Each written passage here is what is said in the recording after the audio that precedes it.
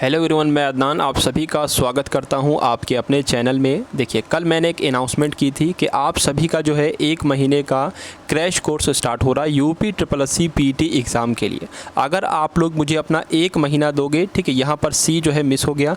अगर आप लोग मुझे अपना 1 महीना दोगे तो मैं आपके यूपी SSC पीटी के एग्ज़ाम में इतना स्कोर करवा दूँगा कि आप 60 क्वेश्चंस आराम से कर लो। 100 क्वेश्चंस में थे, 60 क्वेश्चंस आराम से कर लो।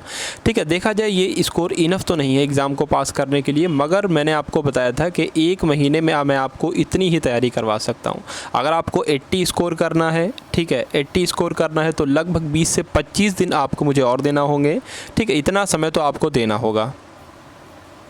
सबसे पहले मैं आपकी देखिए एक सिंधु घाटी सिंधु सभ्यता, ये एक चैप्टर है। लगभग देखा जाए हिस्ट्री में 18 के आसपास चैप्टर आपको दे रखे हैं। अगर उन 18 चैप्टर को आप लोग अच्छे से पढ़ लेते हो तो हिस्ट्री आपकी 10 नंबर की आ रही है। ठीक है, हिस्ट्री 10 नंबर की आ रही है। और आज मैं उन 18 चैप्टर में से एक चैप्टर आपका सिंधु सभ्यता वाला जो है वो आज कंप्लीट करवा लूँगा। सबसे पहले मैं आपको सिलेबस दिखा देता हूँ। देखिए, इसमें तो आप सभी लोग क्या कर सकते हो, फॉर्म वगैरह फिल कर सकते हो। 25/5/2021 से स्टार्ट हो जाएंगे और 21/6 जो है इसकी लास्ट डेट है।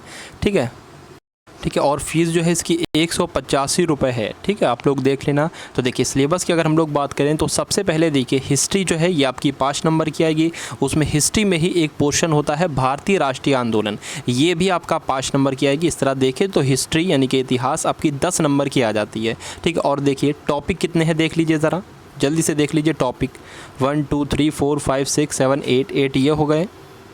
9 10 12 11 12। ठीक है, उसके बाद आपके लगभग 18 टॉपिक हैं। ठीक है, इसको भी जोड़ के 18 चैप्टर हैं आपके, जिसमें से एक चैप्टर मैं आपको कंप्लीट करवा दूंगा अभी। और उससे संबंधित यानी कि उस चैप्टर से रिलेटिव जितने भी क्वेश्चन प्रीवियस ईयर ठीक है आ चुके हैं, प्रीवियस ईयर में आ चुके हैं, वो क्वेश्चन भी आपको आज ही इसी वीडियो में करा दूंगा। ज्योग्राफी देखिए 5 नंबर की है। खैर चलो, अब हम लोग क्लास को स्टार्ट करते हैं। ज्योग्राफी हो गई, ठीक है, उसके बाद संविधान भी देख लो। ऐसे करके 5-5 नंबर के हैं। उसके बाद सामान्य विज्ञान 5 नंबर की है, हिंदी आपकी 5 नंबर की है। ठीक है, चलिए क्लास को स्टार्ट करते हैं हम लोग। तो भाई जितने भी लाइव स्टूडेंट देख रहे हैं ना, ठीक है, वीडियो को शेयर कर दो एक बार जल्दी से। आप सभी लोगों से रिक्वेस्ट है, वीडियो को हर एक ग्रुप में शेयर कर दो, क्योंकि मैंने कल आपसे कहा था कि 25 स्टूडेंट मुझे चाहिए हैं। ठीक है, तो कम से कम इस क्लास में 25 स्टूडेंट तो भाई इतना तो शेयर कर दो अपने दोस्तों फ्रेंड्स में कि 25 स्टूडेंट लाइव तो हो जाएँ। ठीक है, स्पेशली आपके लिए वीडियो बनाई जा रही है। देखिए डेट भी जो है आज की ही पड़ी है। ठीक है, यूपी SSC पीटी के लिए क्लास है। ठीक, चलिए स्टार्ट करते हैं। देखिए, सबसे पहले सिंधु सभ्यता में आपको समझना होगा कि सिंधु सभ्यता की खोज किसने की। ठीक है, पूछा जाता है खोज किसने की, तो आप सभी को याद रखना है दयाराम साहनी ने सिंधु सभ्यता की खोज की। ठीक है, एक बात आपको ये याद रखना है। देखिए, नोट्स बनाएंगे आप सभी लोग। भाई 1 महीने का मैंने लिया है आपके लिए जिम्मेदारी। ठीक है, तो आप लोग नोट्स बनाएंगे, मेहनत आप सभी को करना होगा और रिविज़न करना होगा डेली। तो देखिए, सिंधु सभ्यता जो है, ठीक है, इसकी खोज पता चल गई आपको कि दयाराम साहनी ने की। उसके बाद सिंधु सभ्यता जो है इसको सैंधव सभ्यता भी कहा जाता है। ठीक, ये दूसरी बात आपको याद हो गई। सिंधु सभ्यता को सैंधव सभ्यता भी कहा जाता है। उसके बाद सिंधु सभ्यता या सैंधव सभ्यता को नगरीय सभ्यता भी कहा जाता है, यानी कि ये एक नगरीय सभ्यता है। कैसी है सिंधु सभ्यता, सैंधव सभ्यता, ये एक नगरीय सभ्यता है। ये दूसरा प्रश्न आपसे बनता है। उसके बाद आपसे पूछा जाता है कि निम्नलिखित में से कौन सा सिंधु सभ्यता का बंदरगाह है। तो ऑप्शन में जो राइट ऑप्शन होगा उसमें लोथल लिख दिया जाएगा या सुतकोददा लिख दिया जाएगा। इन दो में से ही एक आपके लिए लिख दिया जाएगा। ठीक है, तो ये दोनों नाम आप सभी को याद कर लेना है जो सिंधु सभ्यता के बंदरगाह पूछे जाते हैं। एक का नाम है लोथल और एक का नाम है सुतकोददा। ठीक है, तो ये 2 प्रश्न आपसे बन गए।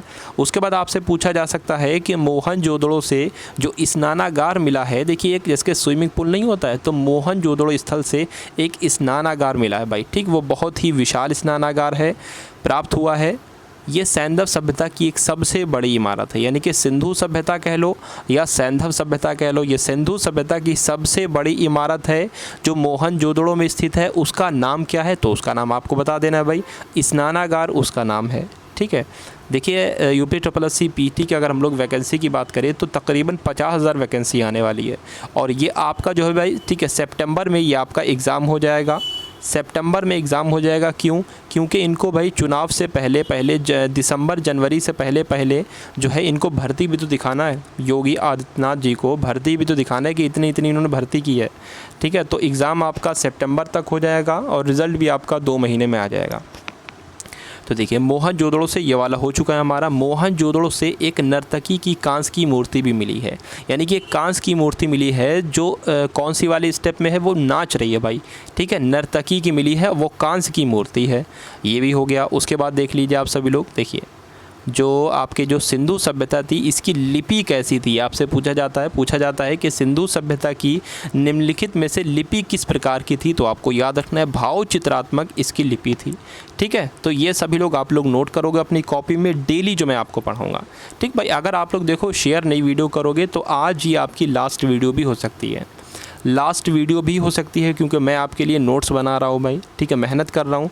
तो आप लोगों से भी मैं चाहता हूँ कि आप लोग मेहनत करें। मेहनत कैसे करें, इसके नोट्स बनाएं प्रॉपर तरीके से। देखिए 18 टॉपिक में से, ठीक, आज मैं आपको एक टॉपिक कंप्लीट करवा दूँगा, ठीक है, उसके बाद कल मैं आपको 2 टॉपिक कंप्लीट करवा दूँगा, और जितने भी प्रीवियस क्वेश्चन आ चुके हैं इस समय इससे संबंधित जो भी इंपॉर्टेंट हैं वो भी मैं आपको करवा दूँगा, ठीक है। मगर आप लोग वीडियो को शेयर नहीं कर रहे हो भाई, जल्दी से शेयर कर दो सभी लोग, प्लीज़ आप सभी से रिक्वेस्ट है, वीडियो को आप सभी लोग शेयर कर दीजिए स्टडी वाले ग्रुप में। जो आपके दोस्त हैं, फ्रेंड्स हैं, जो UP++ CPT की तैयारी करना चाहते हैं या जो नहीं कर रहे हैं मगर उनको करना चाहिए, ठीक है, तो उनके लिए आप लोग शेयर कर दो। देखिए अब आपसे पूछा जाता है कि हड़प्पा जो स्थल है, एक ये जगह है, मोहनजोदड़ो भी एक जगह है, रोपड़ भी एक जगह है, लोथल भी एक जगह है। तो आपसे ये पूछा जाता है कि हड़प्पा के उत्खननकर्ता कौन है, तो आप लोग क्या बताओगे, दयाराम साहनी और माधव स्वरूप बस, 2 लोगों ने इसके उत्खनन करता है, ठीक है, ये आपको याद रखना है। और हड़प्पा स्थल जो है ये कौन सी नदी के किनारे बसा है, ये आपसे पूछा जाता है, तो आप लोग बताओगे रावी नदी के किनारे। तीसरा प्रश्न आपसे बनता है कि हड़प्पा सभ्यता जो रावी नदी के किनारे है इसकी उत्खननकर्ता जो है दयाराम साहनी ने की है, तो कब की है। हड़प्पा स्थल जो है इसके उत्खननकर्ता कौन है, दयाराम साहनी है और माधव स्वरूप वत्स है। तो इसकी खोज कब की गई, तो भाई 1921 में की गई, ये आपको याद रखना है, ठीक है। उसके बाद आपसे दूसरा प्रश्न बनता है जो मोहनजोदड़ो स्थल है ये कौन सी नदी के किनारे है, तो ये सिंधु नदी के किनारे है, ये बताओगे आप लोग। उसके बाद आपसे पूछा जा सकता है कि मोहनजोदड़ो स्थल के उत्खननकर्ता कौन है जिन्होंने इसकी खोज की थी, देखा जाए तो राखालदास बनर्जी है। कब की थी खोज, तो 1922 में की थी। यहाँ से आपके 4 प्रश्न बन गए। देखिए इसी से मैं आपके जो है लगभग 100 प्रश्न बना दूंगा, इसी एक वीडियो से 100 प्रश्न बना दूंगा भाई। उसके बाद आपसे पूछा जा सकता है कि रोपण जो स्थल है ये कौन सी नदी के किनारे है, तो ये सतलज नदी के किनारे है, ये आपको याद रखना है। किसके उत्खननकर्ता कौन है, यज्ञदत्त शर्मा है, ये आपको याद रखना है। इसकी उत्खननकर्ता जो है इसकी कब खोज की गई थी, तो 1953 में इसकी खोज की गई थी। देखिए यहाँ पर नदी वाली बात आई है तो मैं आपको गंगा नदी के बारे में थोड़ा बहुत बता देता हूँ। गंगा नदी भाई कहाँ से निकलती है, उत्तराखंड से निकलती है और बंगाल की खाड़ी में जाकर गिर जाती है। गंगा नदी की लंबाई की अगर हम लोग बात करें तो उत्तर प्रदेश में गंगा नदी की लंबाई कितनी है, तो 1000 किलोमीटर। अगर ये आपसे पूछे उत्तर प्रदेश में कितनी है तो 1000 किलोमीटर बताओगे। अगर आपसे पूछे भारत में गंगा नदी की लंबाई कितनी है तो 2525 किलोमीटर आप लोग ये बताओगे। तीसरा प्रश्न आपसे बनता है कि गंगा नदी जब उत्तर प्रदेश में प्रवेश करती है तो सबसे पहले कौन से जनपद में प्रवेश करती है, तो आप लोगों को याद रखना है बिजनौर में। सभी नोट्स बनेंगे भाई, ठीक है, सभी की तैयारी कंप्लीट होगी बिजनौर में। उसके बाद यमुना नदी की बात की जाए, यमुना नदी जब सबसे पहले प्रवेश करती है उत्तर प्रदेश में तो ये सबसे पहले कौन से ज़िले में प्रवेश करती है, सहारनपुर में प्रवेश करती है, ठीक है, ये आपको याद रखना है। उसके बाद गंगा नदी जो है ये सबसे पहले जब उत्तर प्रदेश में प्रवेश करती है तो ये कितने ज़िलों को टच करती है, ये तो हमने जान लिया। पहला ज़िला जो है जिसको टच करती है बिजनौर है, लेकिन ये 28 ज़िलों को टोटल टच करते हुए उत्तर प्रदेश से निकल जाती है। यमुना नदी जो है ये 19 ज़िलों को टच करती है, ठीक है। और मैंने आपको बताया यमुना नदी जो है ये सबसे पहले उत्तर प्रदेश के कौन से ज़िले में प्रवेश करती है, तो सहारनपुर में प्रवेश करती है। तो चलिए ये लोथल जो स्थल है ये कौन सी नदी के किनारे है, ये भोगवा नदी के किनारे है। इसके उत्खननकर्ता कौन है, रंगनाथ राव हैं, ये आपको याद रखना है। लोथल की खोज कब की गई, तो 1955 में लोथल की खोज की गई, ये आपको याद रखना है, ठीक है। उसके बाद देखिए आप सभी लोग, अब देखिए इसमें आपको क्या देखना है कि सिंधु सभ्यता के लोग जो थे ये धरती को उर्वरता की देवी मानते थे और उसकी पूजा करते थे। तो आपसे प्रश्न ये बन सकता है कि निम्नलिखित जो सिंधु सभ्यता के लोग हैं ये धरती को क्या मानते थे, ठीक है। धरती को क्या मानते थे, यह प्रश्न आपसे ये बन सकता है। सिंधु सभ्यता के लोग पूजा करते थे, ठीक, तो धरती को जो है उर्वरता की देवी मानते थे और उसकी पूजा करते थे। इसी प्रश्न से 2 प्रश्न आपके बनेंगे। उसके बाद देखिए, सिंधु सभ्यता में जो है पर्दा प्रथा प्रचलित थी और वेश्यावृत्ति प्रचलित थी। पर्दा प्रथा आप सभी लोग जानते हो किसे कहा जाता है, और वेश्यावृत्ति भी किसे कहा जाता है, यह सब बखूबी जानते हो। तो सिंधु सभ्यता में प्रचलित थी क्या, वेश्यावृत्ति और पर्दा प्रथा। 2 प्रश्न आपके यहाँ से बन गए। उसके बाद देखिए, सिंधु सभ्यता को हड़प्पा सभ्यता भी कहा जाता है, ठीक है। सिंधु सभ्यता को सैंधव सभ्यता भी कहा जाता है और सिंधु सभ्यता को हड़प्पा सभ्यता भी कहा जाता है। तो यहाँ से आपके 1-2 प्रश्न बन गए, ठीक। तो अब हम लोग जो प्रीवियस ईयर क्वेश्चन आ चुके हैं, ठीक, वो मैं आपको करा देता हूँ, ठीक है भाई। वीडियो को शेयर कर दो, आप सभी लोग वीडियो को शेयर कर दो। अब जो हम लोगों ने अभी पढ़ा है उससे संबंधित MCQ हम लोग पढ़ेंगे, ठीक है। वीडियो को शेयर कर दो जल्दी से भाई, आप सभी से रिक्वेस्ट है, जितने लोग भी देख रहे हैं वीडियो को शेयर कर दीजिए। चलिए, तो हड़प्पा सभ्यता किस युग की सभ्यता है बताइए भाई। कांस्य युग की सभ्यता है, नवपाषाण युग की सभ्यता है, या पुरापाषाण युग की सभ्यता है, या लौह युग की सभ्यता है। तो देखिए भाई, इसका राइट आंसर क्या हो जाएगा, कांस्य युग की सभ्यता है, ठीक। जो क्वेश्चन मैं आपको वहाँ नहीं बताया वो क्वेश्चन मैं आपको यहाँ बता दूंगा। कुल मिला के ये चैप्टर आज कंप्लीट करना है। हड़प्पा सभ्यता किस युग की सभ्यता है, किस युग की थी, तो कांस्य युग की थी, ठीक है। कांस्य की एक नर्तकी की मूर्ति यहाँ से मिली थी। सिंधु सभ्यता का सर्वाधिक उपयुक्त नाम क्या था बताइए, जल्दी से बताइए। हड़प्पा सभ्यता, सिंधु सभ्यता, या सिंधु घाटी सभ्यता, या इनमें से कोई नहीं। सिंधु सभ्यता का जो सबसे ज़्यादा उपयुक्त नाम है वो क्या है बताइए भाई। तो क्या है मैं आपको बता दूं, सिंधु घाटी सभ्यता है, ठीक। इसका right answer option number C हो जाता है। तो जो लोग भी इसका right answer option number C सोच रहे हैं उनका आंसर बिल्कुल सही हो जाता है। हड़प्पा सभ्यता की खोज किस वर्ष की गई थी, ये क्वेश्चन मैंने आपको कराया था, और इससे पहले जो मैंने आपको बताया था क्वेश्चन वो भी मैंने आपको कराया था। 1935 में, 1942 में, 1901 में, या 1921 में।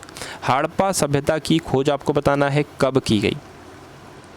तो इस प्रश्न का बिल्कुल सही उत्तर आपका 1921 हो जाएगा, ये आपको याद रखना है। हड़प्पा सभ्यता की खोज 1921 में की गई, और मोहनजोदड़ो जो है आपकी स्थल, इसकी खोज 1922 में की गई, ठीक है। किसके द्वारा, राखाल दास बनर्जी के द्वारा की गई। और हड़प्पा स्थल जो था इसका किसके द्वारा, माधव स्वरूप वत्स के द्वारा इसकी खोज की गई, दयाराम साहनी और माधव स्वरूप वत्स। अगला प्रश्न देखिए आप लोग अब। चलिए, सिंधु सभ्यता में जो स्नानागार है ये कहाँ पाया जाता है बताइए, कहाँ पर पाया जाता है। मोहनजोदड़ो में पाया जाता है, हड़प्पा में, लोथल में, या कालीबंगा में। जल्दी से बताइए सभी लोग इस प्रश्न का बिल्कुल सही उत्तर। सिंधु सभ्यता में वृहत स्नानागार पाया जाता है। तो जो लोग भी ऑप्शन नंबर ए के बारे में सोच रहे हैं उनका आंसर बिल्कुल राइट हो जाता है। नेक्स्ट क्वेश्चन देखिए आप सभी लोग अब। मोहनजोदड़ो का स्थानीय नाम क्या है। देखिए ये सब प्रीवियस ईयर क्वेश्चन है, यहाँ पर लिखा हुआ होगा, यहाँ पर देखिए लिखा हुआ होगा ये कब कब आया है। ये आपके RRB कोलकाता में आ चुका है, ठीक है। ये आपका 2004 में SSC के एग्ज़ाम में आ चुका है, ठीक। ये सारे क्वेश्चन जो हैं आए हुए क्वेश्चन है भाई। ये क्वेश्चन आपका महत्वपूर्ण है।